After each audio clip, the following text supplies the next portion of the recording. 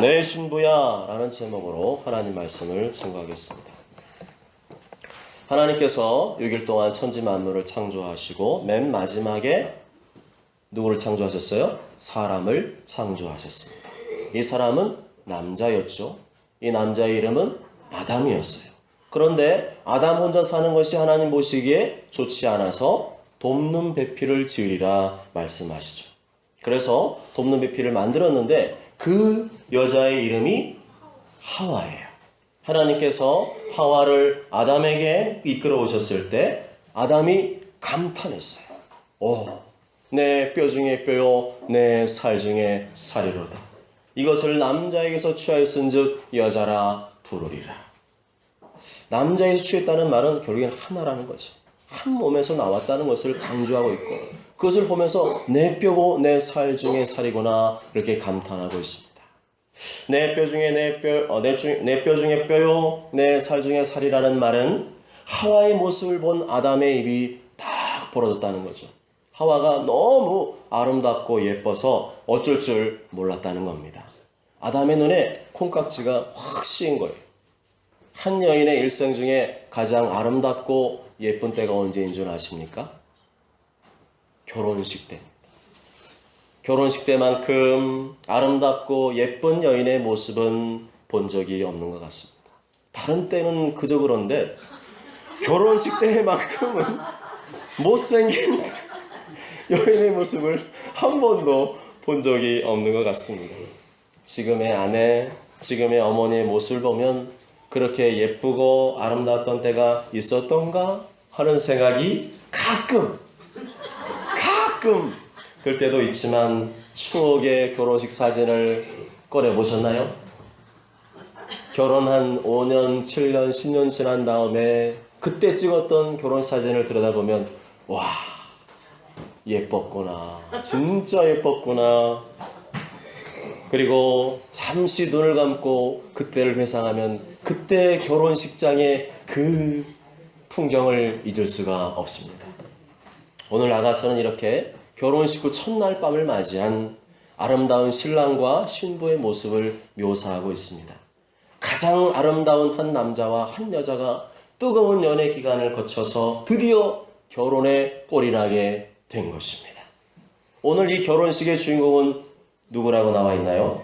아가서를 보면은 솔로몬 왕 그리고 술람미 여인이라고 말하고 있습니다. 한 남자와 한 여자의 결혼식을 보여주고 있습니다. 결혼은 한 남자와 한 여자가 하는 것입니다. 아멘. 결혼은 누구와 하는 것이라고요? 한 남자와 한 여자가 하는 것이에요. 그것이 하나님의 말씀인 줄 믿습니다. 이러므로 남자가 부모를 떠나 그 아내와 합하여 둘이 한 몸이 될지라. 이 말씀 미쳐보면 동성애가 설 자리가 전혀 없습니다. 동성 결혼은 더더욱 성립될 수가 없습니다. 동성애는 연애도 아니고 결혼도 아닙니다. 동성애는 거의 다 대부분 육체의 쾌락과 욕망에 이끌린 성중독의 일종입니다. 동성애는 뭐라고요? 성중독의 일종. 동성애는 치유가 가능합니다. 아멘? 치유가 불가능하다면 그것은 선천적인 것이라고 볼 수가 있겠지만 그렇지 않아요. 동성애는 선천적인 것이 아니라 본인의 의지를 가지고 본인이 치료받으려고 하면 충분히 치유받을 수 있는 질병의 일종입니다. 그런데 그걸 왜 거부하느냐? 나 이대로 그냥 육체의 쾌락을 즐기며 살고 싶다는 거예요. 내가 원하는 대로 내 성적인 쾌락과 욕망을 즐기며 살고 싶다는 거죠. 분명히 동성애는 선천적인 것이 아니라 100% 후천적인 것입니다. 동성애는 비정상적인 상태에 있는 것이기 때문에 다시 정상으로 돌아올 수가 있고 동성애는 어디까지나 후천적인 환경, 가족 관계 속에서 자기도 모르는 사이에 체득된 그러한 일종의 성중독입니다. 이렇게 동성애는 성중독 혹은 일종의 질병일 뿐만 아니라 하나님 보시기에 가증한 죄를 짓는 일입니다. 동성애는 하나님의 창조 질서를 거역하고 파괴하는 매우 악한 죄입니다. 구약의 소돔과 고모라 성이 동성애로 인해 멸망당했음을 우리는 기억해야 합니다. 유다서 1장 7절에 소돔과 고모라와 그 이웃 도시들도 그들과 같은 행동으로 음란하며 다른 육체를 따라가다가 영원한 불의 형벌을 받음으로 거울이 되었느니라. 그거 하지 말라고 구약의 소돔과 고모라를 성경에 기록하시고 직접 하나님이 소돔과 고모라를 심판하신 것입니다. 그러지 말라고, 이제 거울로 삼으라고, 이제는 우리 그런 짓을 하지 말라고 말씀하신 것이죠. 성경 말씀에 의하면 결혼은 명확합니다. 한 남자와 한 여자가 하는 것입니다. 결혼은 한 남자가 여러 명의 여자와 하거나 한 여자가 여러 명의 남자와 하는 것이 절대로 아니고 오직 한 남자와 한 여자가 할 수 있는 것인 줄 믿으시길 바랍니다. 그런데 이거를 깨는 일들이 자꾸만 나타나고 있어요. 지난 9일 국가인권위원회가 포항에 있는 기독교 대학, 무슨 대학교일까요? 한동대학교. 한동대학교 유명하죠. 미국의 재미 교포들이 자기들이 다 성금을 모아가지고 헌금해가지고 포항에다가 기독교 대학을 세우자. 정말 하나님 기뻐하시는 기독교 대학을 세우자를 세웠어요. 그런데 이 학교에서 문제가 일어났습니다. 국가인권위원회가 이 한동대학교에 들이닥쳐서 인권 침해를 조사하게 되었습니다. 무슨 인권 침해를 조사했느냐? 작년 12월에 한동대학교에 등록되지 않은 학술 동아리 들꽃이라는 단체에서 페미니즘, 여성 우월주의자, 여성주의자들이 3명이 초청되어서 동성애, 성매매, 다자연애를 강조하는, 옹호하는 강연을 진행했습니다. 한동대 측에서는 이 강연은 우리는 기독교 학교다, 학교의 정체성에 위배되는 것이고 또한 기말 시험 중에 이런 행사를 하는 것은 학칙으로 금지되어 있다. 그래서 행사는 불가하다 입장을 밝혔지만 이 학생들은 이를 묵살하고 강행했습니다. 그래서 학교는 지난달 들꽃이라는 이 소속 학생들에 대해서 징계를 실시했고 반발한 학생들이 자신들이 학교에 의해서 학교가 우리 학문의 자유, 표현의 자유, 양심의 자유를 침해했고 인권 침해와 차별을 받았다고 국가인권위원회에 진정서를 제출했습니다. 당시 강연에 나섰던 한 강사는 성매매는 여성의 권리다. 뭐라고요? 성매매는 매춘 행위는 여성의 권리다. 나는 창녀다. 나는 아무 남자한테나 몸 파는 여자다. 나는 남자 2명과 같이 살고 있는데 뭐라고요? 지금 남자 2명이랑 같이 살고 있다. 이것이 바로 다자연애다. 다자라는 말은 여러 명과 연애하는 것을 말하는 거거든요. 이런 황당하면서도 어이없는 극단적인 주장을 펼쳤습니다. 다자연애란 일부일처제 한 남자와 한 여자가 결혼을 해서 아름다운 가정을 이루는 것이 아니라 배우자 외에 또 다른 애정관계를 인정하는 것을 말하고 동성애자도 다 포함시키는 겁니다. 그들은 자신들의 생각이 우주 만물을 창조하신 하나님 앞에서 얼마나 더럽고 추악한 죄악을 짓고 있는지는 생각하지 않고 단지 자기들의 육체적인 욕망, 육체적인 쾌락만을 추구하는 동물적인 삶을 살고 있는 것입니다. 로마서 1장 24절에 이렇게 말씀하죠.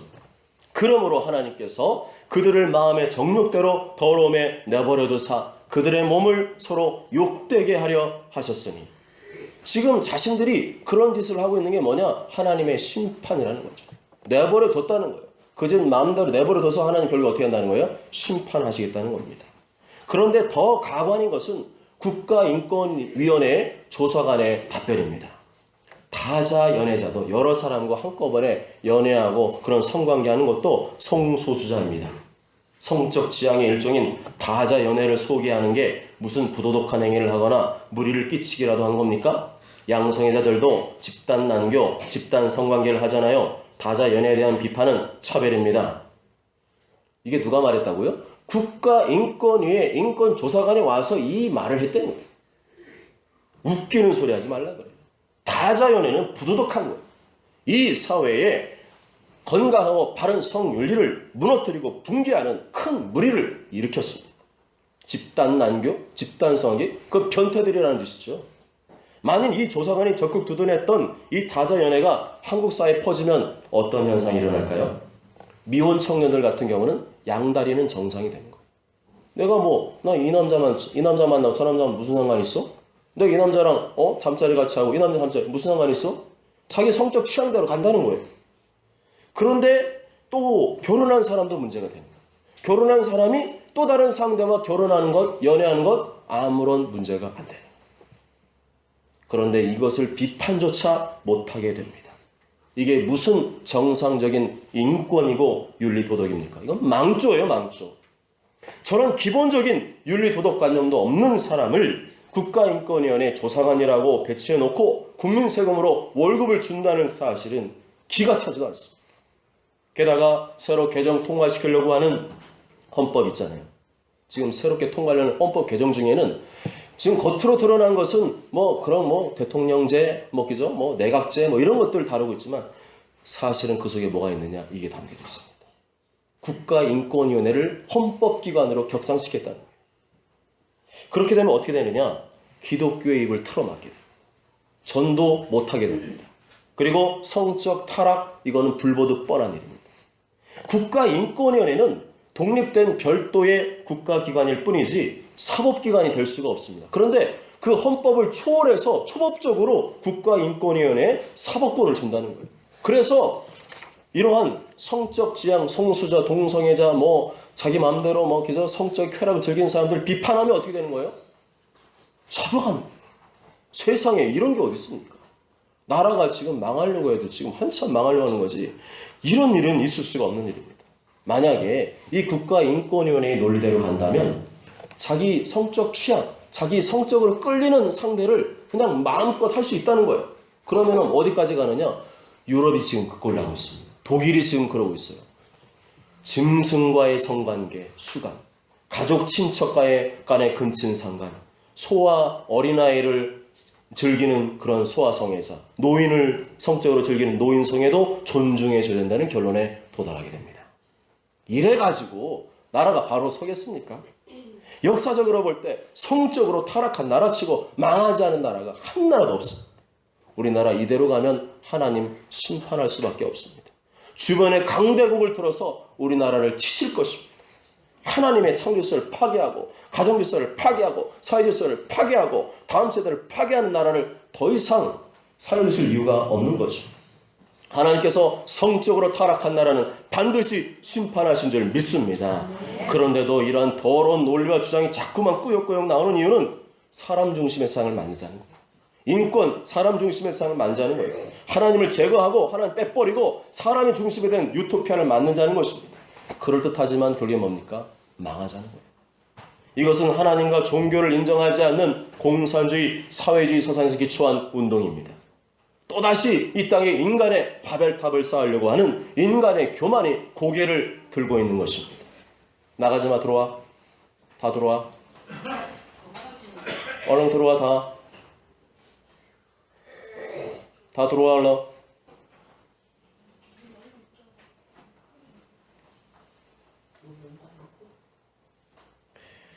이것은 인간의 바벨탑을 쌓으려고 하는 교만의 고개가 빳빳이 들고 있는 것을 보여줍니다. 하나님 빼놓고 자기들끼리 지상당원 만들어 보겠다고요? 해보라 그래요. 지금까지 그런 시도 많이 해봤지만 된 적이 한 번도 없어요. 왜요? 인간은 다 죄인이기 때문에 하나님 빼버리면 어디로 가느냐? 점점 죄악과 타락의 늪으로 빠져갑니다. 불가능해요. 우리는 이미 러시아, 중국, 북한을 통해서 충분히 보지 않았습니까? 이것은 인간이 근본적으로 죄인이라는 사실을 부정한 사상입니다. 하나님의 주권과 통치를 정면으로 부정하는 마귀의 프레임에 걸려든 것입니다. 오늘 8절, 9절, 10절, 11절, 5장 1절 말씀에서 계속 등장하는 말이 있습니다. 그게 뭘까요? 8절, 9절, 10절, 11절, 12절, 5장 1절에 등장하는 말, 내 누이, 내 신부야. 여기서 내 누이라는 말은 내 친여동생이랑 결혼했다는 말이 아니라 아무런 거리낌이 없는 친근한 사이, 아무것도 숨길 것이 없는 너무나 막역한 친밀한 사이임을 뜻하는 말입니다. 또한 그 이전까지는 신부라는 표현을 사용하지 않았어요. 그냥 나의 사랑하는 자라는 표현을 했었습니다. 이제는 내 신부라고 공식적으로 표현한 것은 두 사람이 결혼하게 되었음을 말해주는 것이죠. 따라서 내 누이, 내 신부야 라는 말은 나의 누이같이 아무런 거리낌이나 숨김이 없는 친근한 아내, 친근한 신부를 뜻하는 말입니다. 여러분, 처음에 결혼했을 때는 감정적인 그 로맨스가 불타오르지 않습니까? 근데 그게 얼마나 가든가요? 얼마나 가든가요? 논문에 의하면은요, 최대 2년 간대요. 큰 논문이에요, 논문. 실제로는 어떠냐? 대부분 사람들 조사를 했더니 6개월이래요. 6개월 지나면 그 사랑의 그 어떤 감정들은 다 이제는 점점점 녹아진다는 거예요. 그 다음에 그럼 둘이 어떻게 살 거예요? 예? 서로 왼수지간 살 거예요? 그게 아니라니까. 오늘 말씀처럼 내 누이예요. 누이. 친근하게. 친구처럼 아무런 거리낌이 없는, 아무런 막힘이 없는, 서로 모든 마음을 내어놓을 수 있는 정말 영원한 친구, 평생 반려자, 그게 바로 결혼관계라는 것을 말씀해 줍니다. 자꾸만 그런 거 추구하시는 분은요, 결혼생활 힘들어요. 우리 남편 변했네, 아내 변했네. 이거는요, 착각 속에 사는 거예요, 착각 속에. 그때 그 신부의 아름다움 묘사하는 내용이 오늘 본문 1절부터 15절까지에 걸쳐 등장합니다. 1절에 7절까지는 신부의 육체의 아름다움을 묘사하고 있고 8절에 15절까지는 신부의 그 매력에 대해서 말씀하고 있습니다. 첫째는 비둘기 같은 눈입니다. 비둘기 같은 눈이란 아주 순결한 눈이죠. 술람 여인의 순결하고도 온유한 성품을 비유한 말입니다. 둘째는 길르앗산 기슭에 누운 염소떼 같은 머리털입니다. 길르앗산은 이스라엘에서 가장 목축업이, 양을 키우는 그 목축업이 가장 발달된 지역입니다. 검은색의 양이나 검은색의 특히 염소, 이 염소떼가 산 기슭을 타고 폭포처럼 쫙 내려오는 모습은 신부의 검고 아름다운 머리털을 연상시킨다는 거죠.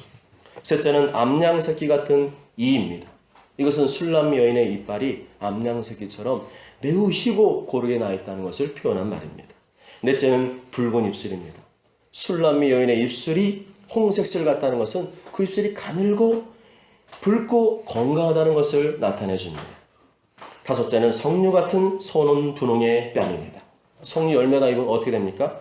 쫙 벌어지면서 알맹이 빨간색, 아주 예쁜 빨간색이 딱 나오는 것처럼 이 술람 여인의 볼 색깔이 아주 그렇게 예쁘고 청초하다는 것입니다. 여섯째는 방패가 달린 망대 같은 목입니다. 지금까지는 예쁜 표현을 갑자기 모가지를 설명하는데 방패 같은 목이라고 말하고 있어요. 망대는 이 탑을 말합니다. 이 망대 주변에 항상 방패 모양이 딱 이렇게 붙여져 있습니다. 방패가 달린 이 목이라는 것은 아주 목이 딱 아름답게 곧게 딱 서 있다는 그러한 표현을 상징하는 겁니다. 또 그 술람 여인의 목에 이 방패가 걸려 있다. 이 보석들로 박혀있는 아름다운 장식이 꼽혀 있음을 묘사한 것입니다. 일곱째는 백합화 가운데서 꿀을 먹는 쌍태 어린 사슴 같은 여인의 가슴을 말합니다. 이것은 술람 여인이 얼마나 건강한지, 얼마나 젊은지를 표현한 것이죠. 6절 한번 읽어보실까요? 6절 시작. 날이 저물고 그림자가 사라지기 전에 산과 유향의 작은 산으로 가리라. 신랑이 신부의 그 아름다움을 쫙 칭찬하고 표현하니까 이번에는 신부가 화답을 합니다. 날이 저물고 그림자가 사라지기 전에 내가 모략산과 유향의 작은 산으로 가리라. 신부가 부끄러움을 감추기 위해서 자기를 막 칭찬해주니까 별로 이런가요?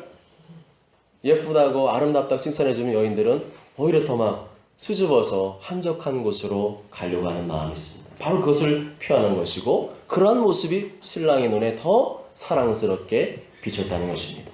그래서 여자분들이 너무 남자같이 이렇게 하면은 스스로 무덤 파는 거예요.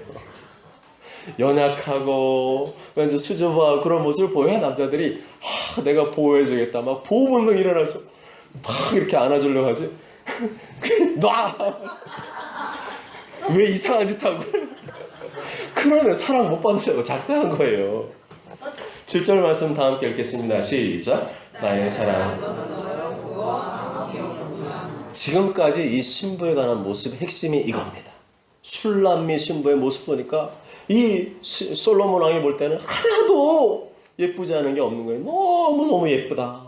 완전히 콩깍지에 콱 씌운 상태죠. 8절에서 왜 이렇게 좋아하세요? 8절에 15절에서는 다른 각도에서 이 신부의 아름다움 묘사하고 있습니다. 7절까지는 외적인 외관이었다면 이번에는 그 매력에 대해서 말씀합니다. 8절에 보면 레바논, 아마나, 스닐, 헤르만 꼭대기 나오는데 모두 이스라엘의 북쪽의 높은 지역을 말합니다. 그 높은 지역에 사는 짐승들이 뭐냐? 사자입니다. 사자. 사자와 표범들이 거기에 살고 있습니다. 이것은 솔로몬과 이 술람 여인이 단둘이 아주 사람들이 찾지 않는 그 한적한 곳에 가서 둘만의 사랑을 나누고 싶은 그 친밀함을, 그 간절한 마음을 표현한 것입니다. 지금 솔로몬은 완전히 신부에게 마음을 빼앗겼습니다. 신부의 아름다움에 푹 빠져서 다른 것이 보이지 않고 도저히 나 신부를 떠나서는 살 수 없다는 열정적인 사랑을 표현해주고 있습니다. 여러분도 한때는 다 그러셨으리라 믿습니다. 그래서 결혼을 하셨겠죠. 그러나 이것은 단지 솔로몬과 술람 여인의 개인적인 사랑을 노래하는 것은 아닙니다. 이것은 우리를 죄에서 구원하시기 위해 자기 생명까지 내어주신 하나님의 아들 예수 그리스도와 그의 몸된 교회 성도들 간의 사랑을 나타내주는 것입니다. 솔로몬은 예수님을 상징하는 것이고 술람의 여인은 교회의 성도들을 상징합니다. 솔로몬은 누굴 상징한다고요? 솔로몬은 예수님을 상징하고 또 술람 여인은 누굴 상징한다고요? 교회의 성도들을 상징합니다. 솔로몬이 신부에게 마음을 완전히 빼앗긴 것처럼 예수님은 우리에게 완전히 마음을 빼앗긴 상태에 있어요. 예수님께서 완전히 마음 빼앗겨서 내 목숨까지 줘서라도 이들을 구원하고 싶은, 살리고 싶은 그 간절한 마음을 표현하고 있습니다. 우리가 이 엄청난 사랑을 받았다는 사실, 그리고 그 사랑을 지금도 받고 있다는 사실, 그리고 그 사랑은 사람의 사랑과 다르게 영원히 변치 않는 사랑임을 말씀해주고 있습니다. 그래서 우리가 어떻게 살아왔든지, 얼마나 많은 죄를 짓고 살아왔든지, 얼마나 많은 실패와 좌절과 아픔을 경험하고 살아왔든지, 얼마나 하나님의 속을 썩이며 살아왔든지 상관이 없습니다. 예수님은 그저 우리가 주님 앞으로 가까이 다가오길 원하신 줄 믿습니다. 우리가 예수님께 다가간다는 것은 오늘 등장하는 술람 여인이 솔로몬에게 다가가는 것과 똑같습니다. 술람 여인만 생각하면 미치고 환장하는 솔로몬에게 그 여인이 다가온다. 그는 너무나 두근두근 되는 일이죠. 신부가 신랑 곁으로 다가가기만 해도 신랑이 그 기쁨과 감격을 주체하지 못하는 것처럼 예수님께서는 우리를 간절히 기다리고 계신 줄 믿습니다. 9절부터 14절까지 함께 읽습니다. 시작. 내 누이 내 신부야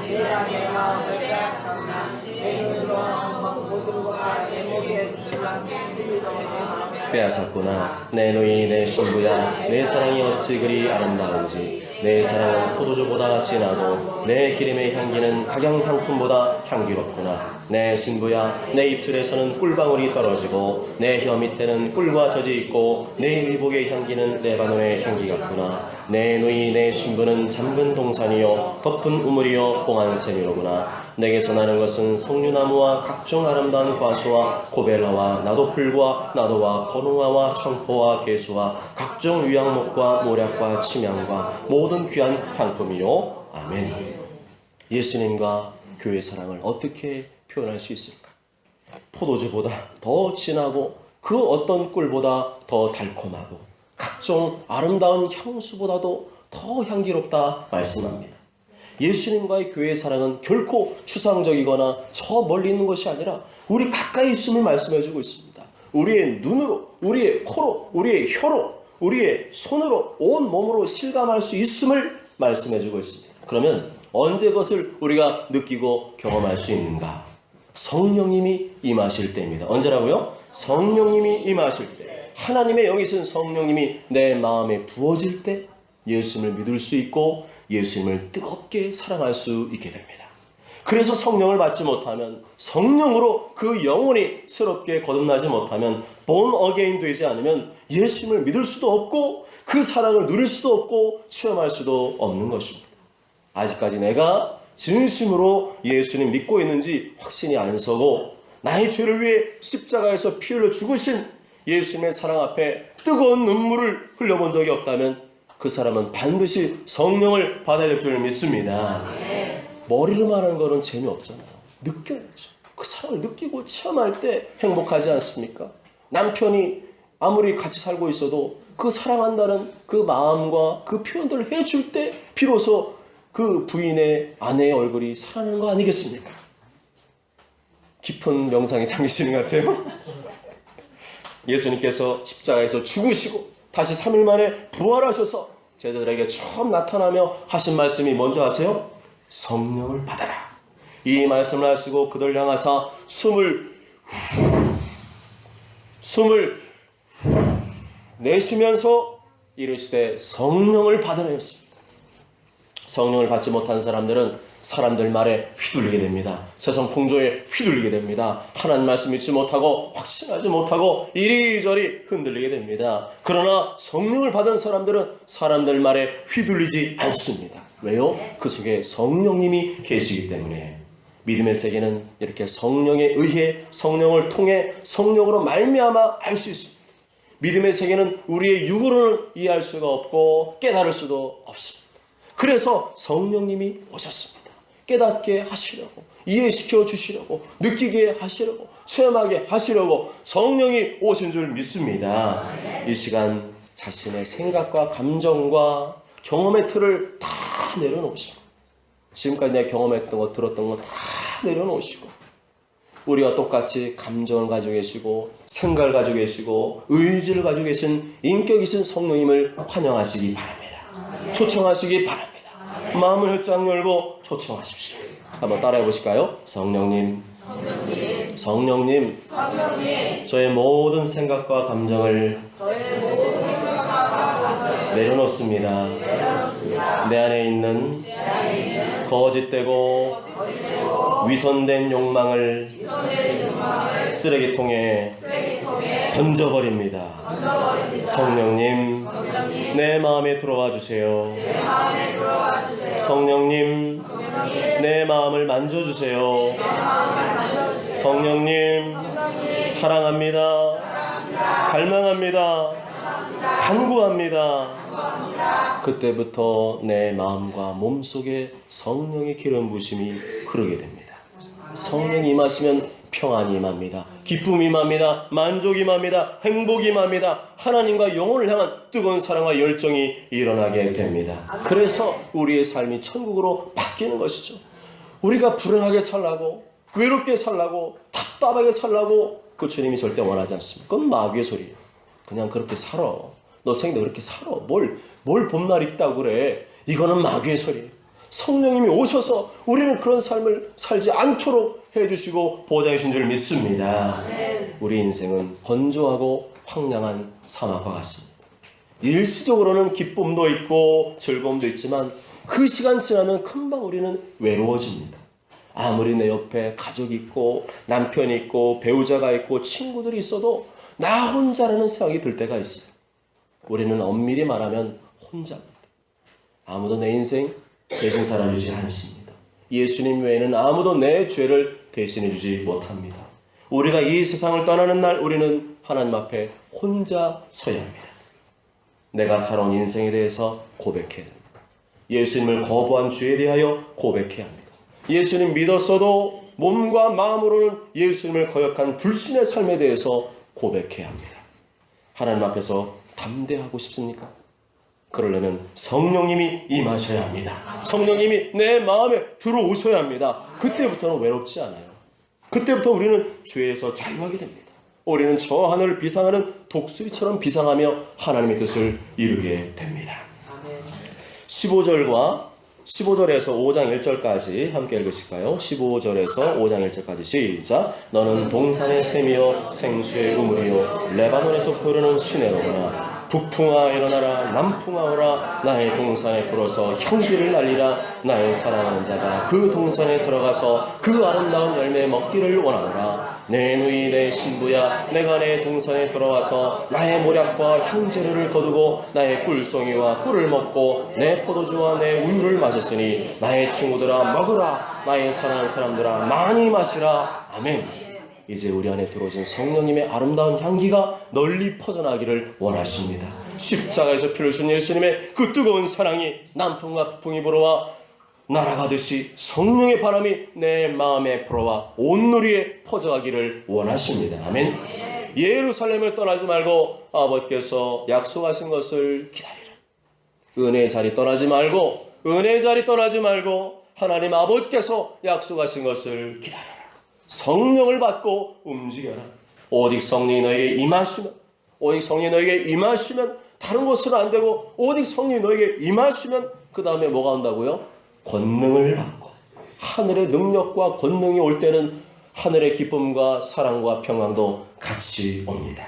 그리고 내 힘으로는 그동안 할 수 없었던 것을 할 수 있게 해주십니다. 아멘. 예루살렘과 온 유대와 사마리아와 땅끝까지 이르러 내 증인이 되리라. 더 이상 먹고 사는 문제에 매이지 아니하고 내 주변의 영혼들뿐만 아니라 땅끝까지 이르러 영혼 구원의 사명을 감당하게 된다는 것입니다. 그리고 그것이 주님이 원하시는 삶이라고 말씀합니다. 16절과 5장 1절의 말씀에 나의 사랑하는 자가 그 동산에 들어가서 그 아름다운 열매 먹기를 원합니다. 50일의 특별 기도해 보니까 어떤 분이 주님 떠나서 세상에서 허우적거리며 살게 됐어요. 너무 가난하고, 나 예수님 믿지만 너무 가난하고 힘들어서 정말 휴지 한 칸 끊는 것도 돈. 이거 돈인데. 수돗물 틀면서도 이거 돈인데. 전기 틀면서도 이거 돈인데. 날마다 돈. 돈에 놀려서 돈의 종로로 타면서 살았습니다. 그러다가 그녀의 마음속에 성령님이 들어가셨습니다. 그러다 성령님께서 뭐라는 줄 아세요? 먹고 싶은 거 되게 많은데 딴 때는 맨날 참아야 돼. 참아야 하느니라 그랬는데 성령 들어오시니까 성령님이 먹어라 그러더라고요. 마음껏 사 먹어라. 걱정하지 말고 사 먹어라. 아멘. 성령님 이런 분이에요. 오늘 말씀 나오잖아요. 먹으라는 거예요. 마시라. 많이 마셔라. 이게 성령님의 음성인 줄 믿습니다. 초들리게 힘겹게 이거 없으면 돈 또 이만큼 깎여지고 이제 돈 없어지겠지. 그렇게 살지 말라. 하나님을 신뢰하시기 바랍니다. 성령님을 믿으시기 바랍니다. 여러분이 정말 내가 사치하고 낭비하는 게 아니라면 정말 필요한 쓰잖아요. 또 하나님 나라를 위해 쓰잖아요. 그러면 하나님이 더 채워주십니다. 아멘. 그것을 믿는 사람은 경험하는 거고 안 믿는 사람은 못하는 거예요. 이거 하면 없어지는데 마이너스인데 아니라니까요. 성령님은 자유하길 원하신 줄 믿습니다. 믿음으로 살길 원하십니다. 예수님을 거부한 교만한 영혼들, 예수님과 멀어진 타락한 영혼들을 주님 앞으로 우리는 이끌어야 됩니다. 나의 친구들, 나의 가족들, 나의 주변에 있는 사람들을 주님 앞으로 이끌어서 그들도 마음껏 이 생명을 마시고 먹일 수 있게 해야 됩니다. 그런데 우리의 힘과 능력으로는 안 됩니다. 오직 성령을 받아야 합니다. 성령을 받아야 합니다. 오직 성령을 받아야 능력을 받고 증인이 되고 하나님이 기뻐하시는 아름다운 삶을 살게 됩니다. 그들을 전도하고 이끌 수 있게 됩니다. 안 그러면 성령 못 받고 성령 받았지만 지금은 다 까먹고 소멸된 사람들 어떻게 살까요? 하나님 뜻이고 뭐가 어딨어요. 내가 살아야 되는데 내가 노력하고 내가 열심히 해서 내가 벌어서 그냥 돈 그끄만 살아가야 되는데 무슨 하나님 뜻을 지금 생각할 겨를이 있겠습니까? 그냥 맨날 이 땅만 쳐다보고 먹을 것만 쳐다보는 동물적인 삶을 살 수밖에 없습니다. 그리고 세상의 불신자들이 말하는 대로 세상 불신자들이 살아가는 대로 그렇게 질질 끌려가며 살게 됩니다. 돈의 노예, 욕망의 노예, 사탄의 노예가 되어서 결국에는 지옥으로 질질 끌려가게 됩니다. 여러분 지금 정상이십니까? 여러분 지금 정상이십니까? 네. 성령을 못 받았으면 비정상입니다. 성령을 받아야 제대로 하나님의 자녀로 살아갈 수가 있는데 성령 못 받으면 무늬만 하나님의 자녀이지 실제 삶은 전부 다 엉터리로 살아갈 수밖에 없습니다. 성령의 능력과 권능이 임하지 않으면 비정상입니다. 단지 나와 내 가족만 잘 먹고 잘 살면 되고 자기 개발, 자아실현 욕구만 충족되면 된다고 생각하는 사람이 있다면 그 사람은 교회를 다녀도 불신자예요. 아무리 성도라고 해도 하나님 뜻을 감당하지 않는 사람, 주님이 성령을 주셔서 감당할 수 있게 하셨는데 그것을 거역하고 안 하는 사람은 사실은 성도가 아닌 것입니다. 성령님 임하여 나를 바꿔주시기를 간구하십시오. 성령의 마음에 천국을 이루어 주시고 아버지의 마음으로 영혼을 섬기며 전도하게 해주시고 내가 아버지의 풍성한 복을 누리며 살 수 있도록 성령을 구하시기 바랍니다. 성령이 오시면 다 오는 거예요. 그냥 성령님만 꼴랑 오는 게 아니라 성령님이 오시면 하나님이 오십니다. 하나님이 오시면 하늘의 기쁨이, 평강이, 즐거움이, 사랑이, 만족이 찾아옵니다. 뿐만 아니라 하나님 아버지는 부자인 줄 믿습니다. 물질도 따라오고 사람도 따라옵니다. 근데 문제는 뭡니까? 순서가 지금 잘못된 거예요. 하나님을 구하고 하나님 나에게 오면은 다른 것들은 다 하나님이 책임져 주시고 대책을 세워 주시는 것입니다. 사랑하는 여러분, 아가서는 신랑과 신부의 사랑을 노래한 말씀입니다. 신랑은 예수님이시고 신부는 바로 우리 교회 성도들을 말합니다. 아가서는 한마디로 한다면 예수님과 교회의 성도들 간의 뜨거운 사랑을 노래하는 말씀입니다. 예수는 바로 이 뜨거운 사랑의 관계를 이루기를 원하신다는 거죠. 예수님 믿는 것과 예수님 사랑하는 것이 분리되어 있으면 가짜입니다. 예수님 믿는 것은 예수님 사랑하는 것이고 예수님 사랑하는 것은 예수님 믿는 것인 줄 믿습니다. 이 믿음과 소망과 사랑을 함께 항상 같이 가야 할 줄 믿습니다. 그거 끊어지면 그건 잘못된 신앙입니다. 우리가 아무리 머리로 알아도 내 힘으로는 이게 적용이 잘 안 돼요. 우리는 원래 예수님 믿을 수 있는 사람도 아니고 예수님 사랑한다는 건 더더욱 불가능한 사람입니다. 아무리 머리로 알아도 내 힘으로 이게 적용이 잘 안 됩니다. 적용하도록 도와주실 분이 필요합니다. 예수님 믿는 것도 내 힘으로 안 되고 예수님 사랑하는 것도 내 힘으로 안 돼요.